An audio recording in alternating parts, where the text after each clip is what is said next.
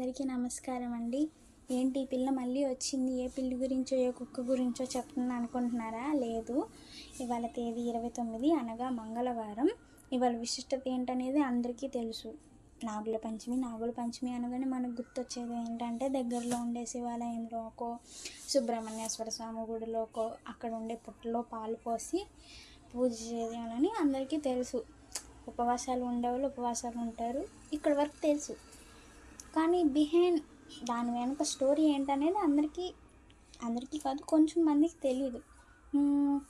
ఏంటి అరే నాగుల పంచమి అనగానే ఉపవాసం చేస్తాం, పూజ చేస్తాం అంతే, కానీ అది ఎలా వచ్చింది ఏంటనేది కొంతమందికి తెలియదు. నేను ఇవాళ అది మీకు చెప్పడానికి వచ్చాను అనమాట. పూర్వం ద్వాపరయుగంలో శ్రీకృష్ణుడు ఉండేవారు. ఆయన అందరికీ తెలుసు. ఆయన లీలలంటే చాలా చాలా ఇష్టం. నాకు ఎస్పెషల్లీ ఆయన అంటే చాలా ఇష్టం. ఆయన లీలలన్నా అందరికీ ఇష్టమే. ఆ లీలలో భాగంగానే ఈ ఒక స్టోరీ వచ్చిందనమాట. అయితే పూర్వం ద్వాపర యుగంలో శ్రీకృష్ణుడు ఉండేవారు. వాళ్ళు గోవుల్ని పెంచుకునేవాళ్ళు. అందరికీ తెలుసు, మేతకు తీసుకువెళ్ళేవారు. బృందావనంలో యమునా నది అని ఒక నది ఉంది. అయితే అక్కడికి వాటర్ పట్టుకోవడానికి వచ్చేవాళ్ళు, గోవులకి నీళ్లు పట్టించడానికి వచ్చేవాళ్ళు అనమాట.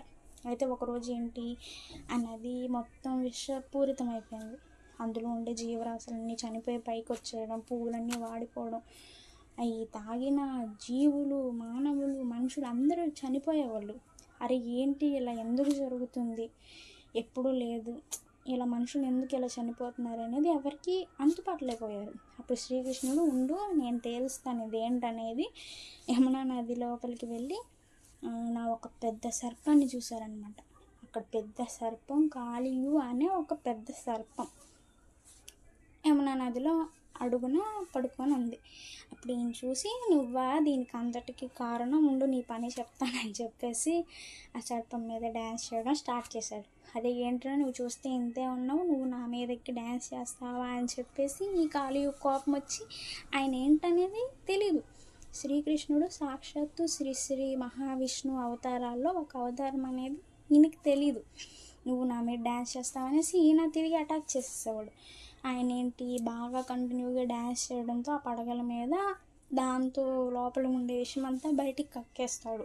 అతనికి పాములకి శక్తినిచ్చేది విషమే కదా, అది బయటకు రావడంతో తను వీక్ అయిపోయాడు. బాగా వీక్ అయిపోతే ఈలోపు వారి భార్య పిల్లలు వచ్చేసి శ్రీకృష్ణుని వేడుకుంటారనమాట.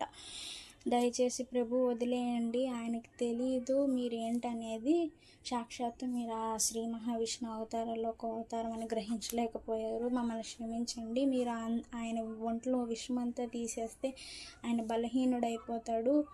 ఆయన అలా అయిపోతే ఆయన శత్రువైన గరుత్మంతుడు వచ్చేసి ఎప్పుడైనా ఆయన మీద దాడి చేస్తారు, అది ఇదని వేడుకుంటారు. సరే నేను మిమ్మల్ని ఏమి చేయను, కానీ మీరు ఈ నది ఒడ్డు నుంచి వెళ్ళిపోవాలి, యమునా తీరంలోకి రాకూడదని చెప్తాడనమాట. కండిషన్ పెడతాడు. ఇలా వెళ్ళిపోతే మళ్ళీ ఆ గరుత్మంతుడు ఆయన శత్రువు వచ్చేసి ఆయన మీద దాడి చేయడం అవి జరుగుతాయి స్వామి, మరి మేము ఎక్కడికి వెళ్ళిపోము అని అంటారు. అప్పుడు ఆయన చెప్తాడు, మీరేం చింతించకండి, నేను నా పాదాలు కాళీయుడు పడగల మీద పెట్టాను, ఆ పాదాలు ఉన్నంతకాలం ఏ గరుత్మంతుడు ఏమీ చేయలేరు, మీరు భయపడకండి అని చెప్తాడు శ్రీకృష్ణుడు.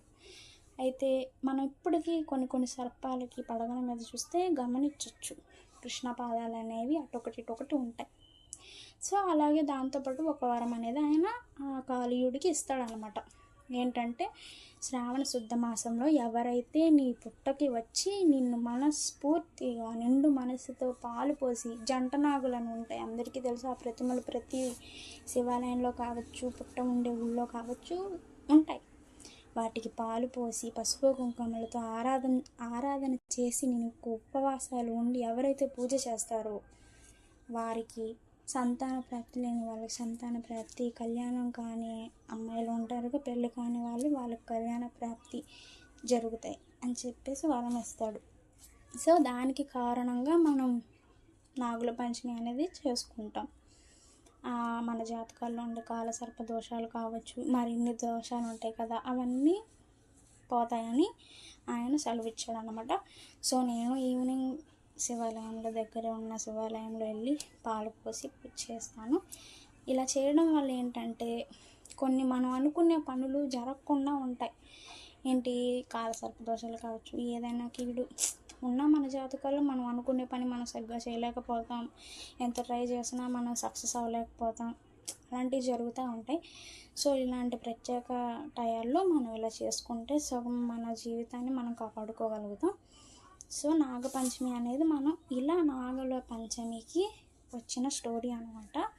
మనం అందరం వెళ్ళి ఆ నాగేంద్ర స్వామిని కొలుచుకొని అందరం హ్యాపీగా ఉండాలని కోరుకున్నాం. ఇది వాళ్ళ స్టోరీ. నా స్టోరీ మీకు నచ్చినట్టయితే లైక్ చేయండి, కామెంట్ చేయండి, ఇంకొంతమందికి తెలియజేయడానికి షేర్ చేయండి, నా ఛానల్ సబ్స్క్రైబ్ చేసుకోండి. మరిన్ని స్టోరీస్ నేను చెప్పడానికి మీకు ట్రై చేస్తాను.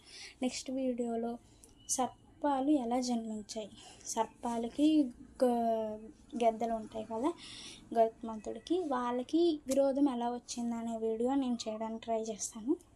అందరికీ నమస్కారం.